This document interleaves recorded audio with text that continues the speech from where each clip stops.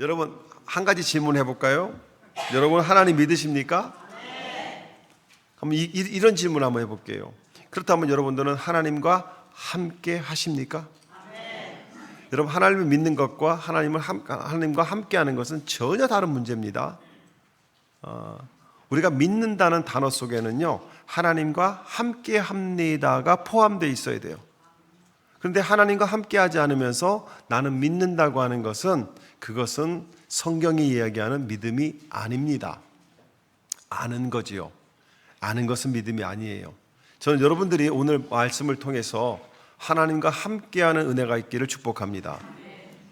사사기는 총 21장으로 되어 있는데요, 삼손이 4장에 걸쳐서 삼손의 이야기가 나옵니다. 우린 사실 삼손에 대해서 많이 아는 것 같아요. 근데 사실은 삼손에 대해서 참 많이 모르고 있는 경우도 참 많습니다. 삼손이 어떤 특별한 힘이 있는 사람이 아니라, 여러분, 우리 스스로라는 것을 우리는 알고 삼손을 대해야 돼요. 삼손은요, 정말 그 아름다운 하나님의 은혜 가운데서 선택되어지고 많은 것을 받고 태어난 사람이에요. 그 사람은 힘만 센 것이 아니었습니다. 여러 면에서 우월했던 사람입니다. 가진 것이 많았던 삼손이에요. 타고난 재능이 많았던 삼손입니다. 그런데 그 재능 때문에 하나님을 잊어버렸다는 거 아십니까? 무엇을 잃어버렸을까요? 삼손이 잃어버린 게 무엇일까요? 자기의 정체성입니다. 자기를 나시린으로, 사사로 불러주신 하나님의 소명을, 하나님께서 맡겨주신 명령을 잊어버린 사람입니다. 삼손은요, 자신에게 맡겨진 책임을 전혀 의식하지 않고 살았어요. 다만 자기에게 주어진 그 많은 복, 많은 은혜를 가지고 인생을 허비하며 마음 내키는 대로 함부로 살다가 그 비참한 최후를 맞이하는 것이 삼손의 일대기였습니다. 저는 이 삼손의 모습 속에서 아담과 하와의 모습을 또 발견하게 됩니다. 하나님께서 창세기 1장에서 이 땅에 천국의 모형을 만드셨어요. 에덴 동산은요, 전쟁이 없었습니다. 그곳에서는 미움이 없었고 시기도 없었고, 다른 사람에게 상처를 주거나 다른 사람을 해치거나 다치게 하는 일도 없었어요. 서로를 미워하는 일도 없었어요. 병 들어가는 것도 없었습니다. 죽는다는 것도 에덴 동산에는 없었지요. 그런데 이 천국의 모형을 그대로 만들어놨던 그 에덴 동산에서 주인처럼 살 수 있는 창세기 2장에서 아담과 하와가 만들어집니다. 하나님께서는 아담과 하와를 만들기 전에 이미 창세기 1장에서 아담과 하와에게 선물을 준비해 놓으셨어요. 그리고 아담과 하와가 태어났을 때 그 선물을 그들에게 모두 물려줍니다. 태어나 보니까, 눈을 떠 보니까 이미 세상이 선물로 주어졌던 거예요. 삼손이 태어나 보니까 하나님의 은혜로 세상에서 가장 센 힘을 가진 사람으로 하나님께서는 예비해 놓으셨다는 것이죠. 하지만 삼손은 자기의 정체성을 잊어가면서 자신의 힘이 내가 스스로 만들어낸 것이라는 착각을 하기 시작합니다. 태어나기 전부터 하나님이 선택하시고 주셨고, 하나님께서 부모와 약속하심으로 주셨던 그 은혜가 마치 본인이 만들어낸 은혜라고 착각하기 시작합니다. 아담과 하와도 마찬가지였죠. 자신들이 노력하여서 얻어낸 창세기 1장의 낙원이 아니었습니다. 자신들이 눈을 떠보니까 이미 모든 것이 다 갖추어진 세상은 분명히 만드신 분이 있었다는 것이죠. 하지만 그들은 자신에게 주어진 그 많은 복들을 누리면서 점차 잊어가는 것이, 이 복이 어디에서 왔고 누가 주셨으며 누가 진정한 이 낙원의 주인이신지를 잊어버렸다는 것입니다. 그러다 보니까 자기들 마음대로 살기 시작하죠. 어찌 보면 이것이 우리들의 모습 아니겠습니까?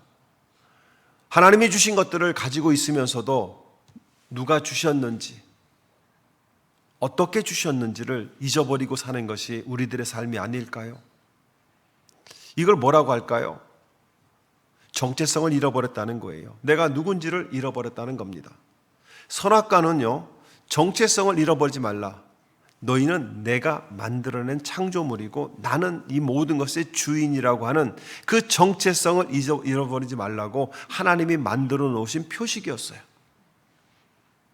그런데 자신의 정체성을 잊어가기 시작하는 아담과 하와, 너무나 편안한 삶 속에서 이것이 이 복이 어디로부터 왔는지를 잊어버리기 시작한 아담과 하와는요, 자신들의 정체성을 잊지 말라고 하는 그 표식이 탐욕의 대상이 되기 시작합니다.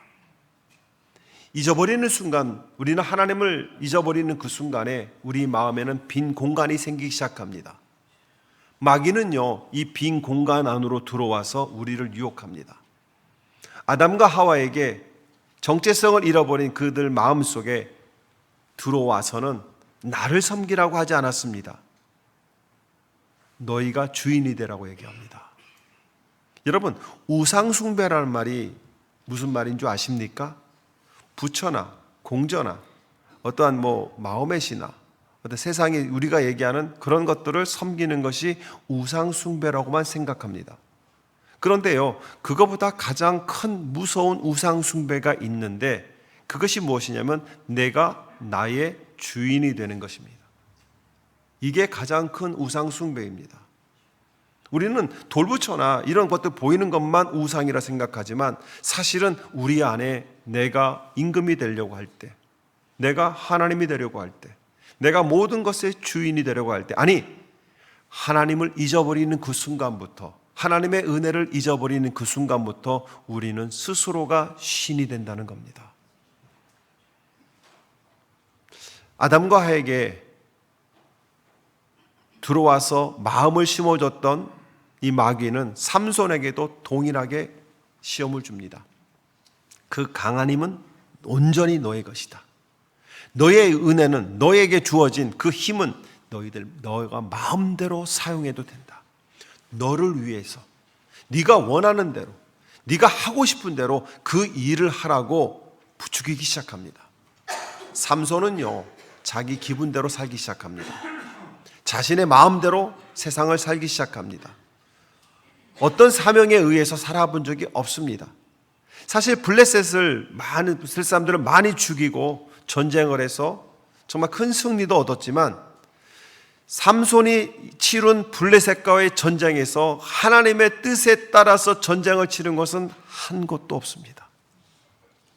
단지 삼손이 기분이 나빠서, 화가 나서, 짜증이 나서, 자기의 마음에 비가 상한다고 300마리 여우를 잡아서 불을 지르지 않나, 멀쩡하게 지나가는 사람들을 죽이지 않나, 이런 자기 힘을 과시하며 살았어요. 사명을 받은 자였어요. 이스라엘 백성들을 블레셋부터 구원시키라고 하는 사명을 받았지만 그는 그 사명에 따라 산 것이 아니라 자기가 왕이 되어서, 자기가 임금이 되어서 자기 스스로를 믿으면서 자기의 힘을 가지고 내 것이냐, 자기의 기분대로 살았다는 것이죠. 자신의 생각대로, 자신의 하고 싶은 대로 그렇게 살던 삼손은 하나님이 싫어하시는 일까지도 서슴없이 저지르고 맙니다. 나시린은 유대인하고만 결혼해야 됩니다. 이방 사람하고는 결혼해서는 안 됩니다. 그러나 삼손이 선택했던 3명의 여인은 다 이방 여자들입니다. 미모에 쫓아가, 자기의 욕정에 쫓아가는 그 삼손의 삶은 언제나 하나님의 말씀보다는 내 생각이 우선이었다는 겁니다. 여러분이 지금 계획하고 있는 그 일이 하나님이 원하시는 걸까요? 아니면 내가 원하는 걸까요? 그 일이 하나님이 원하시는 거라고 한다면 여러분들은 사명으로 받으셔야 됩니다. 그러나 내가 원하는 거라고 한다면 그것은 과감하게 끊어내야 되고 손에서 놔야 되는 일이라는 것이죠. 내가 원하는 것을 하기 원한다면 그것은 우상숭배라는 것입니다. 우리의 마음에도 공간이 생기면 마귀는 그 틈으로 들어와서 우리의 마음을 혼란스럽게 만들어버리죠. 우리의 마음에 공간이 생긴다는 것은 내가 하나님으로부터 멀어지기 시작하면 생기는 것입니다. 내가 기도하던 시간에 기도하지 않고, 말씀 보던 시간에 말씀을 보지 않고, 예배하는 시간에 예배를 하지 않기 시작하면 자연스럽게 우리의 마음속에는 영적인 공간이 생기기 시작합니다. 그리고 그 공간 안에 마귀가 들어오면 우리 마음속에 생겨나는 것은 불평이고 불만이 자라기 시작합니다. 항상 나는 피해자라는 마음을 갖게 되죠. 이런 곳에 필요 없는 사람이라고 생각이 들면서 은혜의 자리를 떠나서 내가 원하는 곳에 가고자 하는 마음이 생긴다는 겁니다. 여러분, 내가 원하는 곳에 가서는 것은 이것은 불신앙입니다. 우리는 하나님이 원하시는 곳에 하나님과 함께 서 있는 것, 이것이 신앙입니다. 여러분이 하고 싶은 것을 하는 것이 아니라 하나님이 나에게 원하시는 것을 하나님과 함께 하는 것, 이것이 신앙이죠. 저는 우리 학생들에게 부탁을 드립니다. 여러분들의 꿈이 있을 거예요. 우리도 해군사관학교도 마찬가지고, 우리 민우도 마찬가지고, 우리 현진이도 마찬가지일 거예요. 꿈이 있을 거예요. 그 꿈이 여러분의 욕심에 의한 꿈이 아니라 하나님이 주시는 꿈이 되기를 축복합니다. 여러분이 원하는 것을 이루는 것이 아니라 하나님이 원하시는 것이 여러분의 꿈이 되고, 여러분의 노력하는 것보다 하나님의 은혜로 그 일들이 풍성한 열매를 맺기를 축복합니다. 아담과 하와는, 삼손은 결국은 자신들이 마음이 원하는 곳에 갔어요. 그리고 원하는 것을 함으로써 하나님으로부터 멀어지기 시작했다는 것입니다. 자, 우리도 마찬가지예요. 내가 원하는 것을 하기 시작하면 우리는 하나님으로부터 멀어질 수밖에 없습니다. 그러나 하나님이 원하시는 것을 행하기 시작하면 우리는 한 걸음 한 걸음 하나님께로 다가갈 수밖에 없다는 것이죠. 아담과 하와가 그 정체성을 잃어버리고 마귀의 유혹을 받는 순간 창세기 1장의 장소는 창세기 3장의 장소로 변화가 되어버립니다. 우리가 하나 깨달아야 될 것은요, 창세기 1장의 그 장소와 창세기 3장의 장소는 전혀 다른 장소가 아니라는 겁니다. 있던 곳이에요. 어제까지 살던 곳이에요. 그런데 뭐가 차이가 났을까요? 정체성을 갖고 있던 아담과 하와가 살던 1장은 천국의 모형이었지만 정체성을 잃어버린 아담과 하와가 살게 된 3장은 지옥으로 변했다는 것입니다. 가만히 있어도 먹을 것이 있고, 가만히 있어도 기쁨이 있고, 가만히 있어도 행복했던 1장의 장소에 정체성을 잃어버리는 순간 엉겅퀴가 나고 가시가 나고 땀을 흘려야 먹고 살 수 있는 지옥과 같은 세상으로 변해버렸다는 것이죠. 천국과 지옥은요, 전혀 다른 곳에서 시작되는 것이 아닙니다. 성경에서는 죽으면 가는 곳이 천국과 지옥이라고 분명히 장소적인 개념은 있습니다. 그러나 이 땅에서는 천국과 지옥이 전혀 다른 장소가 아니라 내가 사는 곳에서 정체성을 갖고 살아가면 그곳은 지옥 같은 환경 속에서도 그곳은 천국의 삶을 누릴 수가 있지만, 천국과 같은 그 삶의 환경 속에서 내가 하나님을 잃어버리고 살면 그것은 지옥으로 변하게 된다는 것이에요. 하지만 사랑하는 성도 여러분, 우리 안에 하나님이 계신다는 것을 잊어버리지 않고 우리가 우리 마음속에 하나님을 의지하며 살아가면 우리는요, 어려운 환경 속에서도 기쁨을 찾을 수 있다는 겁니다. 그 시작은 천국이 지옥으로 변하고 지옥이 천국으로 변하는 그 시작은 어디에 시작이 될까요? 우리의 마음에서 시작이 된다는 겁니다. 내가 내 마음대로, 내 생각대로, 내 의지대로 살아가기 시작하면 세상은 변하기 시작합니다. 그러나 내가 내 마음을 하나님께로 맞추고 하나님의 생각에, 하나님을 의지하여 살아가게 되면 그 또한 환경은 변하기 시작한다는 것이죠. 내 마음, 내 생각, 내 의지를 의지하는 것, 이것이 중요하지 않다는 얘기는 아닙니다. 중요한 겁니다. 여러분 마음을 굳게 잡고 여러분의 바른 생각을 가지고 바른 의지를 가져야 되는 것은 중요한 겁니다. 그러나 그 생각과 그 마음과 그 의지가 누구 안에서 이루어지느냐, 내가 누구이고 내 삶의 주인이 누구인가를 잊어버리지 않는다고 한다면 여러분의 마음과 여러분의 생각과 여러분의 의지는 빛을 발할 것입니다. 그러나 하나님을 잊어버린다고 한다면 여러분들이 아무리 계획하고 아무리 노력해도 여러분의 삶 속에서는 기쁨과 행복을 찾기가 힘들어진다는 겁니다. 저는 여러분들이 이 땅을 살아가면서 행복하고 즐겁고 기쁜 삶이 되기를 축복합니다. 자, 옆에 분에게 행복하고 기쁘게 삽시다. 시작. 아담과 하와는요, 삼손의 잘못은 하나님의 자녀라는 정체성을 잃어버린 거예요. 그렇다면 이 아담과 하와가 사사기에서 나오는 삼손이 우리에게 주는 메시지는 내가 누구인지, 내가 어디에 있는지, 내가 무엇을 하며 살아야 되는 사람인지를 잊어버리면 안 된다고 우리에게 말씀하고 있다는 겁니다.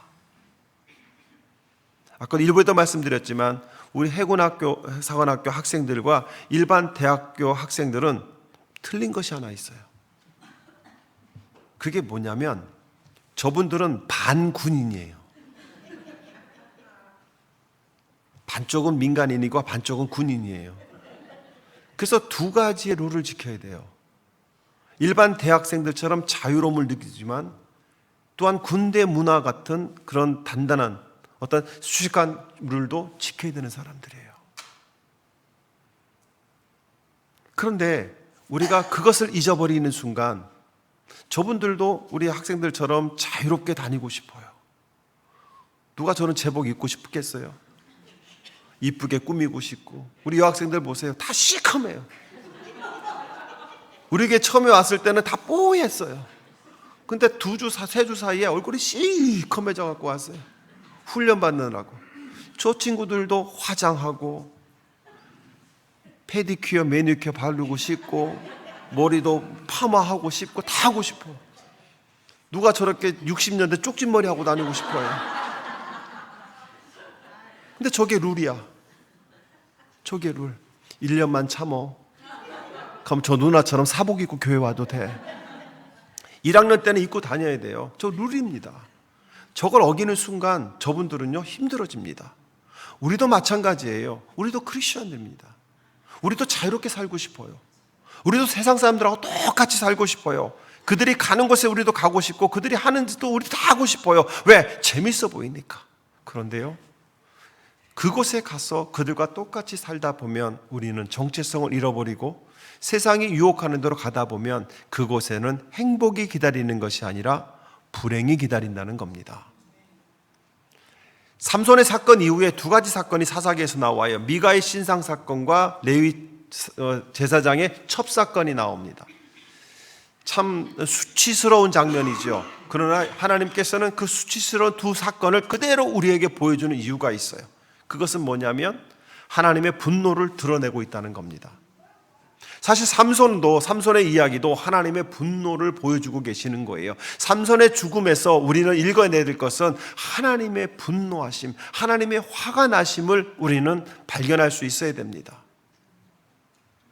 우리가 그것을 발견하지 못하면 우리는 윤리적인, 도덕적인 이런 종교 생활을 할 수밖에 없지요. 사랑과 은혜와 하나님의 뜻에 이끌려가는 삶을 살아내지 못한다는 것입니다. 제가 사사기를 설교하면서 몇 번 이런 말씀을 드렸어요. 사사기는 아무런 변명 없이 사사들의 잘못을 그대로, 이스라엘 백성들의 잘못을 그대로 우리에게 보여주며 담대하게 써내려간다는 거예요. 사실 그 사실을 읽을 때 우리는 변명할 수 없는 우리들의 믿음과 현실을 보게 됩니다.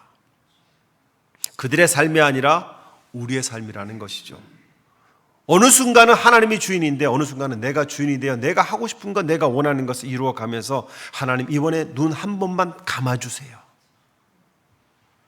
삼손의 삶을 통해서 하나님 우리에게 무엇을 말씀하고 싶을까요? 인간 삼손은 사사라는 직분을 받았지만 그의 삶은 사는 내내 그 누구에게도 책임감을 가지고 사는 적이 없었습니다. 나 자신만 좋으면 좋다고 무책임한 인생을 살았어요.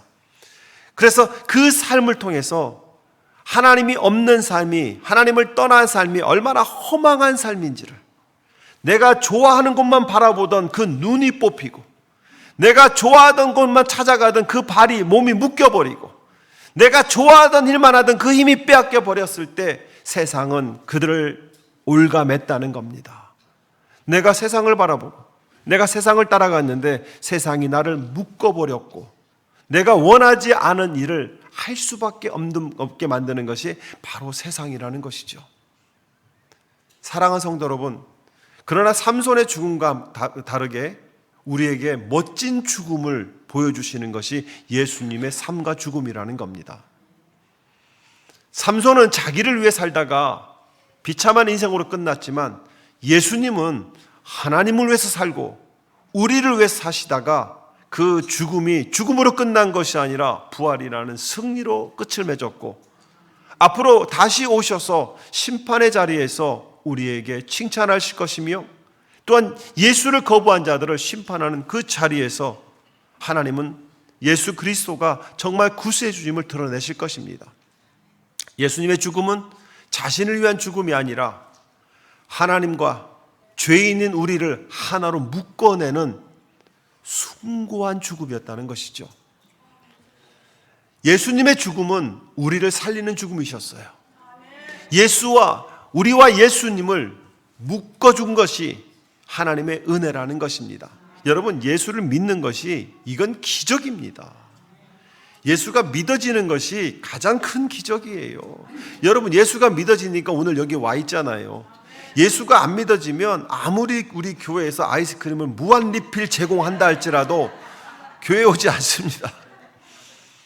여러분, 미국 미 전 지역에, 아니 한국을 포함한 세계 어느 곳을 가도 아이스크림 통이 있는 교회는 딱 2개밖에 없습니다. 저희 교회와 LA에 있는 한 교회가 2개밖에 없습니다. 그러나 그 교회는 돈 받고 팝니다. 선교원금 만들려고. 우리 교회는 무한 리필입니다. 그렇다고 해서 여러분들 교회에 오셔서 아이스크림만 먹다 가면 안 됩니다. 1개씩만 드세요. 그리고 집에 싸가시면 안 됩니다.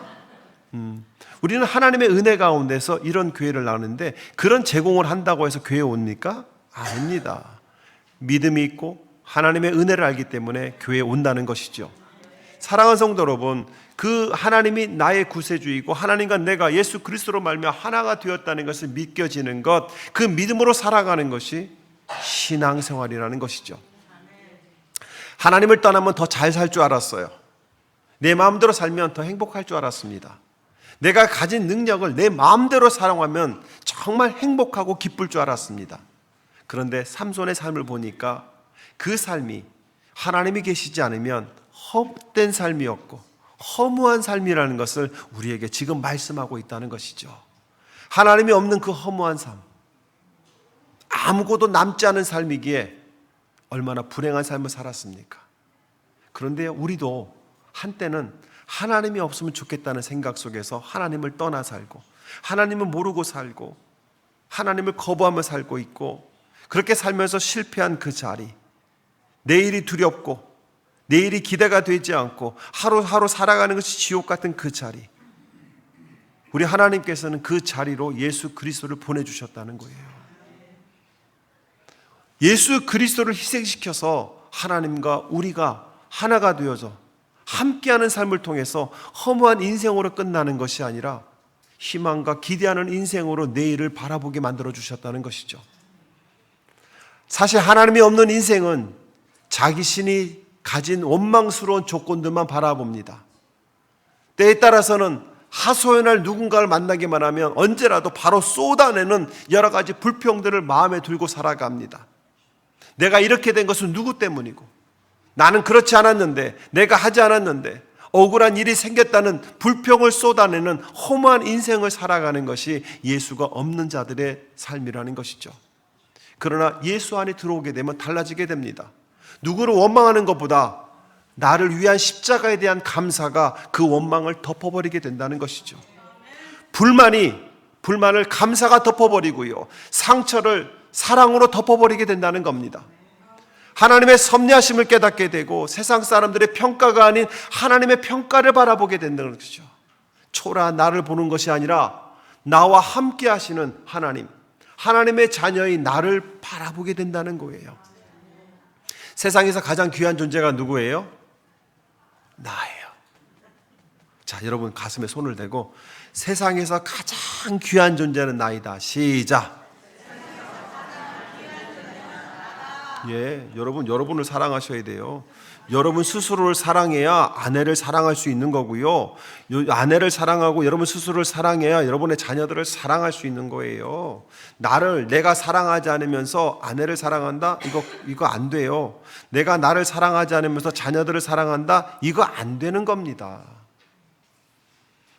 복음은 우리의 무지와 잘못된 선택 속에서 의미 없던 인생을 살아가는 그 모든 상황과 경우 속으로 하나님이 들어오셨다는 거예요. 들어오셔서 우리를 붙들고 계신다는 겁니다. 그건 뭐예요? 함께 하심이라는 겁니다. 고통과 상처밖에 없는, 아무것도 만들어낼 수 없는 헛되고 원망하고 불평하고 불평스러운 내 마음속에 하나님이 들어와 계신다는 거예요. 왜? 그 모든 것을 회복시켜 주시려고. 창세기 3장에 비틀어진 그 세상이 내 마음속에 있었는데 예수 그리스도가 내 마음속에 들어오셔서 우리의 죄를 사해 주시고 구원해 주심으로 말미암아 창세기 3장 같이 지옥 같은 내 마음이 창세기 1장의 천국과 같은 곳으로 변하게 되는 것은 하나님께서 예수 그리스도를 통해서 우리를 구원하실 때, 그것을 내가 믿을 때, 나와 함께 할 때 내 속에서 이루어진다는 것이에요. 저는 여러분들에게 도전합니다. 여러분의 마음속에 예수 그리스도를 주인으로 모시기를 축복합니다. 하나님의 사랑을, 하나님의 함께 하심이 얼마나 위대한 것이며 정말 그 사실을 알게 되면 우리는 하루하루를 기대하게 됩니다. 그러나 하나님의 위대하심과 함께 하심을 우리는 믿지 못하면 하루하루가 정말 힘들 수밖에 없다는 거예요. 저는 여러분들이 하나님을 너무 사랑해서 하나님이 기다리시는 그곳으로 찾아 나오는 믿음을 갖기를 축복합니다. 하나님의 일하심과 진정성, 구체성을 우리 현실 속에서 경험해야 돼요. 여러분을 항상 지켜보고 계시고 여러분에게 필요한 것을 주실 때를 기다릴 때가, 그 주실 때가 되면 정확하게 주시는 분, 우리의 인생을 다 알고 계시고 나의 마음 깊은 곳의 아픔을 살펴보고 계시는 그 하나님, 그 하나님을 알게 되면 우리는 내일을 기대하게 되지만 그 하나님을 내가 알지 못하면 예수를 믿으면서도 우리는 불행을 품고 살게 된다는 겁니다. 하나님의 살아계심을 믿기를 축복합니다. 어렵고 힘든 상황이 있어요. 몸이 아프고 그 원인을 알 수가 없어요. 치료를 받지만 좋아지지 않는 상황이면 우리는 웃을 수가 없습니다. 하나님을 믿지만 그런 상황에 몰리게 되면 어떨 때는 화가 치밀어 올리기도 합니다. 그런데요, 바울을 한번 생각해 보시기 바랍니다. 한번 찾아보세요. 빌립보서 1장 20절입니다.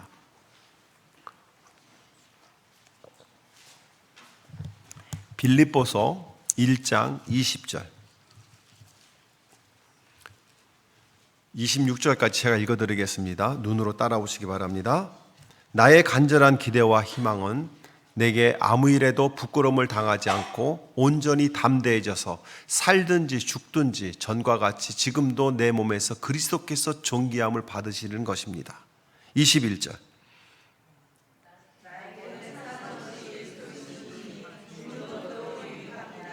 22절 그러나 육신을 입고 살아가는 것은 나에게 보람된 일이며 내가 어느 쪽을 택할지 모르겠습니다. 23절에 나는 이 둘 사이에 끼어 있습니다. 내가 원하는 것은 세상을 떠나서 그리스도와 함께 있는 것입니다. 그러나 그것이 훨씬 나으나 내가 육신으로 남아있는 것은 여러분에게는 더 필요한 것입니다. 나는 이렇게 확신하기 때문에 여러분의 발전과 믿음의 기쁨을 더하기 위하여 여러분 모두와 함께 머물러 있어야 할 것을 압니다. 내가 다시 여러분에게로 가면 여러분의 자랑거리가 그리스도 예수 안에서 나 때문에 많아질 것입니다. 지금 사도 바울은요, 감옥에 갇혀 있어요. 온몸이 꽁꽁 묶여 있습니다. 그러나 사도 바울은 이렇게 고백해요. 내가 사는 것도 감사하고 죽는 것도 감사하다는 거예요. 내가 지금 죽어서 하늘나라 하나님 옆에 예수 그리스도 옆에 가는 것도 너무 기대가 되고 이 땅에 살아가는 것보다 그게 나는 더 원하는 삶이지만 하나님께서 여러분의 곁에 있으라고 한다면 내가 감옥에 갇혀 있지만 이곳에 있는 것도 감사합니다. 자, 사도 바울은 어디에 갇혀 있었다고요? 감옥에. 사도 바울은 감옥에서 밧줄에 착고에 묶여 있었습니다. 그런데 사도 바울이 묶여 있었나요? 갇혀 있었나요? 아니라는 것이죠. 사도 바울은 갇혀본 적이 없습니다. 사도 바울은 그 속에서 누구와 함께 있었어요? 하나님과 함께 있었어요. 베드로는 그 속에서 누구와 함께 있었어요? 하나님과 함께 있었어요. 자기는 묶여있고 갇혀있지만 그 속에서 하나님을 찬양할 때 나는 주님을 찬양하리라. 그가 그렇게 찬양하기 시작했을 때 자기가 묶여있는, 자기를 꽁꽁 묶고 있는 세상의 일들은 다 풀려지기 시작합니다. 자기를 가둬놓고 아무 데도 못 가게 했던 감옥문이 열리기 시작합니다. 내가 열어보려고 노력도 하고 내가 밧줄을 끊어보려고 노력했지만 세상은요, 내가 몸부림칠수록 나를 더 올가매고 나를 더 힘들게 합니다. 점점 문은 닫혀갑니다. 그 상황 속에서 사도 바울은, 베드로는 찬양을 하기 시작했다는 것이죠. 왜? 하나님이 함께 하시니까. 그들은요, 감옥문을 바라보지 않았습니다. 그들은 자기를 묶은 밧줄을, 세상을 바라보지 않았습니다. 그들은 함께 계신 하나님을 바라볼 때 하나님이 그들의 몸을 자유롭게, 그들의 문을 활짝 열어주셨다는 것이죠. 그것이 은혜라는 겁니다. 삼손을 통해서 저와 여러분에게 주시고자 하는 것은 함께함의 은혜를 깨달으라는 겁니다. 에덴 동산에서 아담과 하와가 함께했던 하나님의 은혜, 삼손을 태중부터 함께 하시면서 그를 통해서 큰 일을 계획하셨던 하나님의 그 은혜, 그 은혜는 세상이 말하는 구속과 우리를 간섭하는 일들이 아니라 진정한 해방을 가져다주는 통로였다는 것이죠. 그 함께함의 은혜는 곧 나의 삶의 능력으로 나타나고 세상을 살아가는 능력이 된다는 것입니다. 우리는 누구나 행복하게 살기를 원합니다. 여러분 중에 나는 불행하게 살았으면 좋겠습니다 하시는 분 계십니까? 한 분도 없을 거예요. 여러분들 마음속에 이렇게 얘기하실 거예요. 단 하루를 살더라도 행복하게 살다 죽었으면 좋겠다. 뭘 또 아멘이요. 그 말에는 아멘 하면 안 돼요. 하루를 살 게 아니라 우리는 영원히 행복하게 살았으면 좋겠다. 누구와 함께? 하나님과 함께. 하나님과 함께. 행복하게 사는 방법은 이목사 사는 게 아닙니다. 하나님과 사는 거예요. 행복하게 교회를 다니는 것은 하나님과 함께 교회에 올 때 행복한 겁니다. 여러분의 가정이 행복하게 원하면 그 가정에 하나님을 모시기를 축복합니다. 함께함이 귀찮았던 아담과 하와였어요. 함께함이 불편했던 삼손의 삶이었습니다. 그들의 삶은 비참하게 끝나버렸어요. 그러나 함께하려고, 예수와 묶이려고, 예수와 함께 그 길을 가려고 했던 사도 바울은, 베드로는, 12제자는 힘들고 어려운 세상을 살았지만 그들은 행복을 누렸다는 겁니다. 내가 살아도 주님께 감사하고 내가 죽어도 주님께 감사할 수 있는 것은 내가 하나님과 함께하기 때문에. 사랑하는 성도 여러분, 이제는 여러분들은 무엇을 선택하시겠습니까? 여러분이 원하는 것을 향해서 계속 걸어가시겠습니까? 아니면 하나님이 원하시는 곳으로 하나님과 함께 가시겠습니까? 기억하세요. 애굽에 있던 이스라엘 백성들에게 가나안으로 가라고 할 때 하나님은 애굽에 있지 않고 가나안으로 가는 그 모든 여정 속에 홍해를 가르고 바닷속으로 들어가는 이스라엘 백성들과 함께 바닷속을 함께 걸어가셨고요. 광야의 길을 걸어갈 때 하나님은 한 걸음 한 걸음 함께 걸어가셨고요.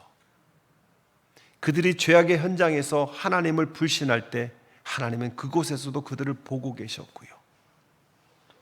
그들이 죽을 수밖에 없는 그 처참한 자리에서도 하나님은 그들을 구원해내시기 위해서 함께 하셨다는 겁니다. 여러분, 함께라는 단어, 함께라는 그 은혜, 그것이 우리에게 생명을 가져다 주고 우리에게 행복을 가져다 준다고 한다면 이제 여러분은 누구와 함께 하시겠습니까? 여전히 세상과 함께 하시겠습니까?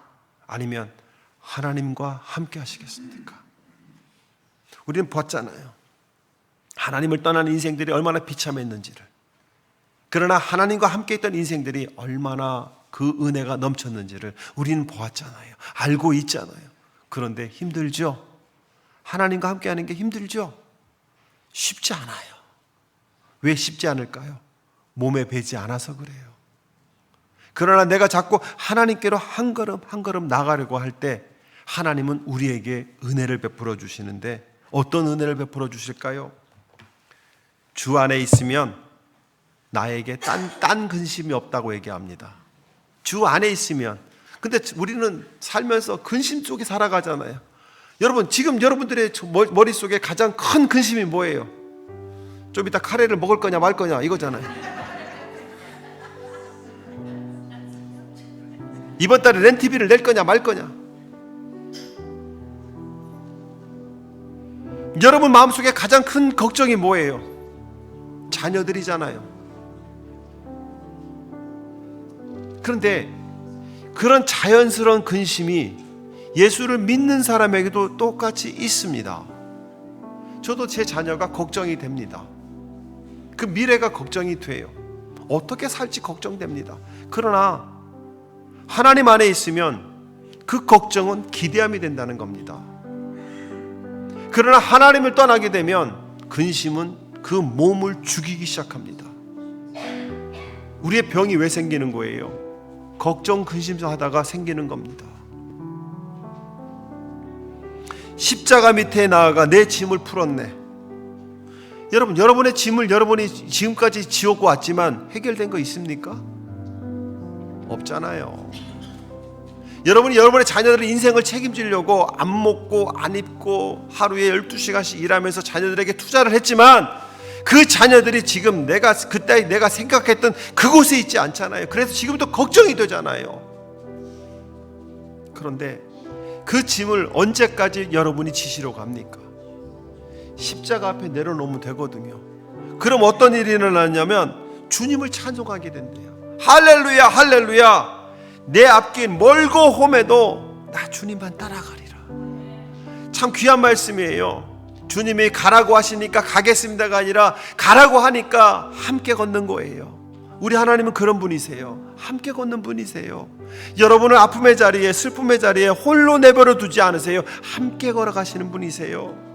우리 현진이 엄마 아빠가 데려다 놓고 가지만 엄마 아빠 한국 갈 거죠? 언제 가세요? 일주일 있다가. 엄마는 한국에 있지만 마음은 현진이와 같이 있을 거예요. 그리고 하나님은 현진이와 같이 있을 거예요.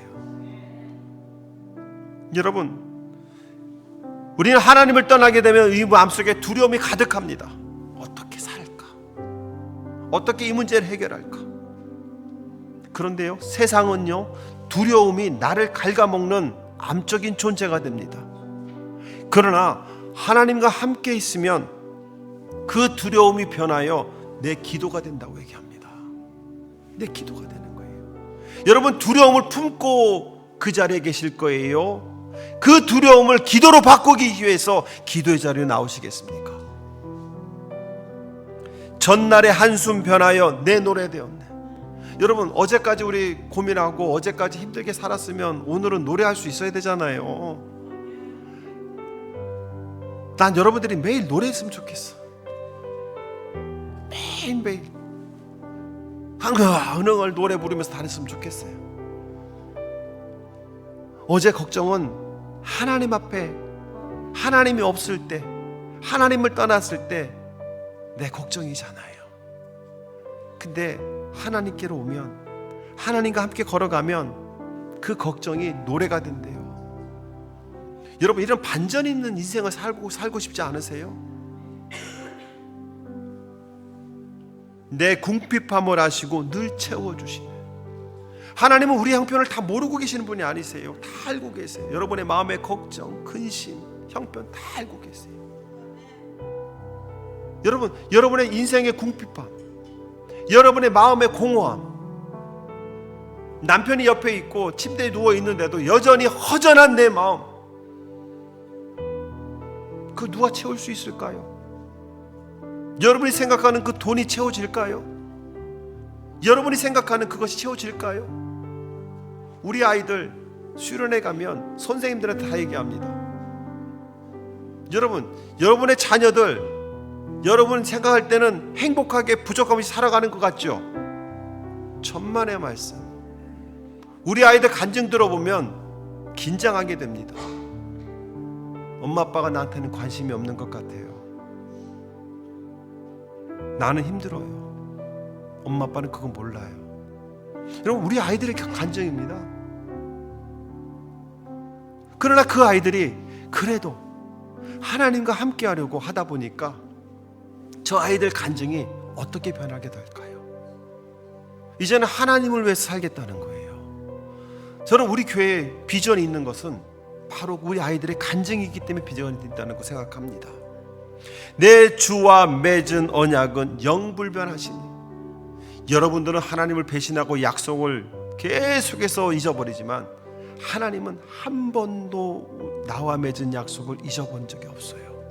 내가 너와 함께함이라 하신 그때부터 지금까지 여러분의 죄악의 장소에서도, 여러분이 슬피 우는 그 장소에서도, 여러분들이 믿음이 없어서 떨고 있는 그 장소에서도 하나님은 여전히 쳐다보고 계셨다는 겁니다.